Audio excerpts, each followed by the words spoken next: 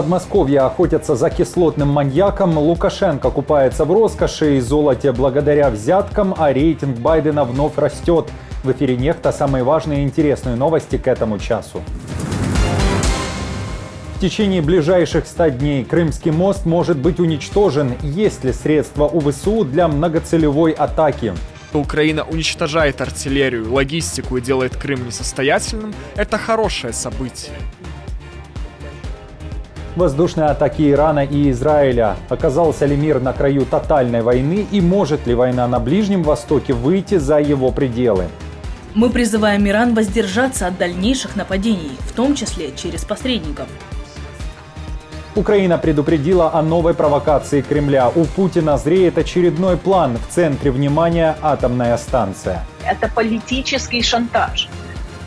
Это политические рычаги влияния на международное сообщество. Доброе утро, друзья! Для того, чтобы правда доходила до еще большего количества людей, крайне важна активность и интерес каждого из вас. Лайки, комментарии, подписки и репосты помогают нашим видео оставаться в тренде, а вы и сотни тысяч других пользователей всегда в курсе актуальных и важных событий. Именно о них сейчас и расскажем. Израиль готовился к атаке Ирана, а после ее совершения мир оказался на грани тотальной войны. Об этом пишет The Telegraph, анализируя последние события на Ближнем Востоке. Это не просто конфликт между Израилем и палестинцами. Война в Газе была инициирована Хамас и Исламским джихадом, двумя посредниками Ирана, и с самого начала к ним присоединились в форме нападений на Израиль посредники Тегерана в Ливане, Сирии, Йемене, Ираке и на Западном берегу. Аятоллы заявляли о своем намерении уничтожить еврейское государство в течение многих лет и создали прокси-огненное кольцо вокруг Израиля, чтобы достичь этого, а также работали над программой создания ядерного оружия. О том, что Иран поставил на край пропасти Ближний Восток, говорят и в Германии. Глава МИД считает, что пришло время положить конец насилию. Мы призываем Иран воздержаться от дальнейших нападений, в том числе через посредников. Региональный пожар будет иметь непредсказуемые последствия. Миллионы женщин, мужчин и детей в Израиле, Иране и во всем регионе напуганы. Они все не хотят этой эскалации. Я призываю все стороны в регионе действовать осмотрительно. Необходимо разорвать спираль эскалации. Все мы должны положить конец насилию. В США тем временем говорят, что не особо верят в масштабную войну на Ближнем Востоке. Там также считают и намекают на то, что Израилю стоит воздержаться от каких-либо повторных ударов. Ранее о таком контрударе сообщала западная пресса. Призывает к стабильности и Лондон. Иран полон решимости посеять недовольство и дестабилизировать регион, свой собственный внутренний двор. Это совершенно очевидно из его действий. Если бы атака была успешной, последствия для региональной стабильности были бы ощутимы. И мы поддерживаем безопасность Израиля и всего региона в целом, что, конечно, важно и для нашей безопасности. Что нам сейчас нужно, так это чтобы возобладало спокойствие. Крымский мост может быть уничтожен в течение ближайших 100 дней. Для Украины это гордость и символ Путина – главная цель номер один. Об этом пишет The Sun. Разрушение этого незаконного строения стало бы важным шагом для победы в войне в Черном море. Ликвидация практически 20-километрового моста перекрыла бы основные пути снабжения российских войск и буквально бы задушила военную машину Путина. Это была цитата. Но для такого разрушительного удара Киеву необходимо совершить многоцелевую атаку с воздуха и моря, в том числе используя морские дроны, ракеты типа Storm Shadow, а также истребители F-16.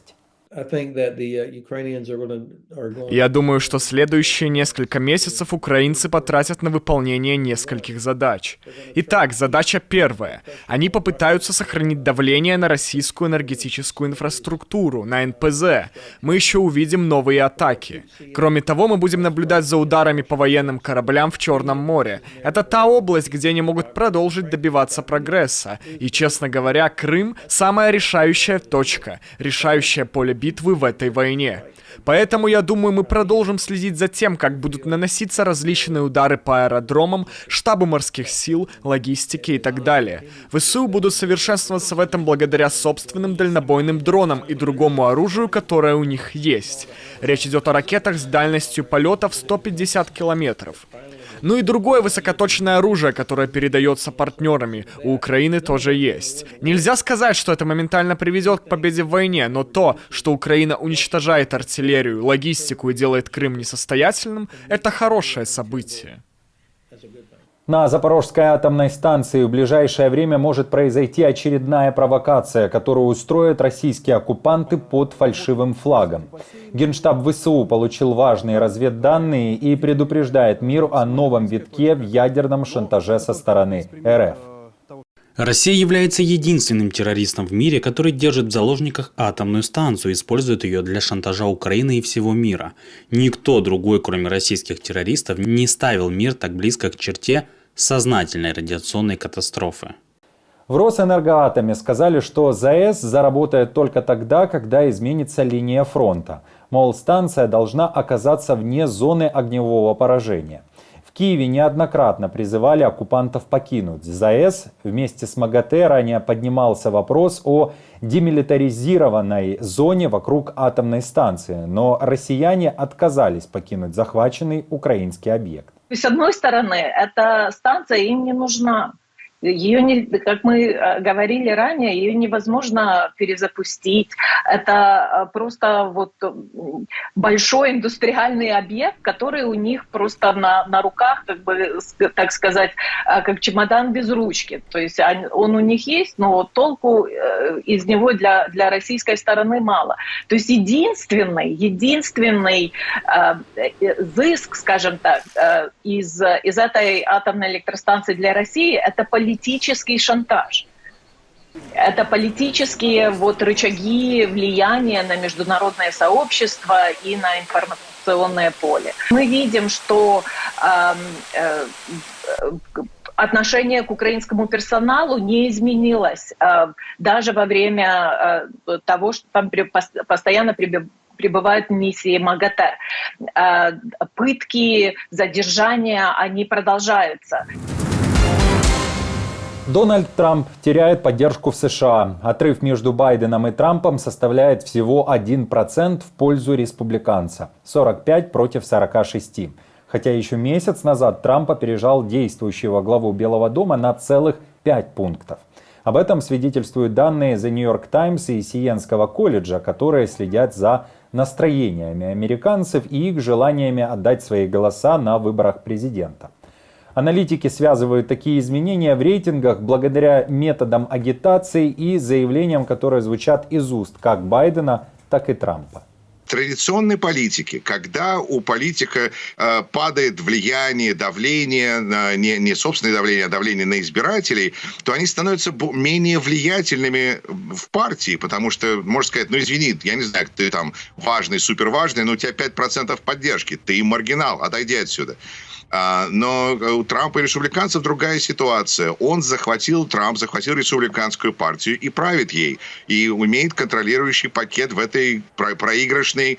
Он купил проигрывающую кампанию, которая при этом продолжает проигрывать, потому что сейчас они взяли позицию на аборты, которая просто топит республиканский корабль на каждых выборах. Это просто нужно быть таким, ну я не знаю кем, чтобы решить, что это хорошая идея забрать у женщин права на делать своим телом то, что женщины хотят делать со своим телом. Представьте себе, если бы у нас в Штатах было голосование по поводу того, каждый штат принимает решение, есть ли поголовное обрезание всем мужчинам или нет. Но это дело каждого штата. Как решите, так хотите.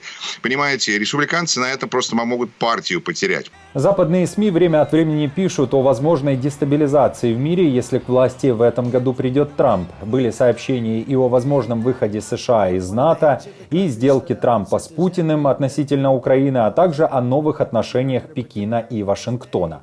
Напомню, выборы в США пройдут уже в ноябре. Реки в России все выше, уровень жизни все ниже. Новые и новые города РФ продолжают сталкиваться с неожиданным весенним событием – паводком. Речь уже идет не только о погружении под воду Орска и Оренбурга. Река Томь выходит из берегов, Томск начинает ощущать на себе последствия. Продолжает повышаться и уровень воды в реке Тобол, топит Курганскую область, смывает даже мосты. В некоторых районах проводится эвакуация. По затопленным регионам в Турне находится глава МЧС Куренков, который ранее обвинял арчан в их бедах. Мол, они не хотели эвакуироваться, а их предупреждали, что будет беда. Хотя было все да наоборот. Тем временем в Орске, который одним из первых начал тонуть, новая проблема. Несмотря на избыток воды на улицах, в тех районах, которые не пострадали от прорыва дамбы, которую прогрызли грызуны, битва за питьевую воду.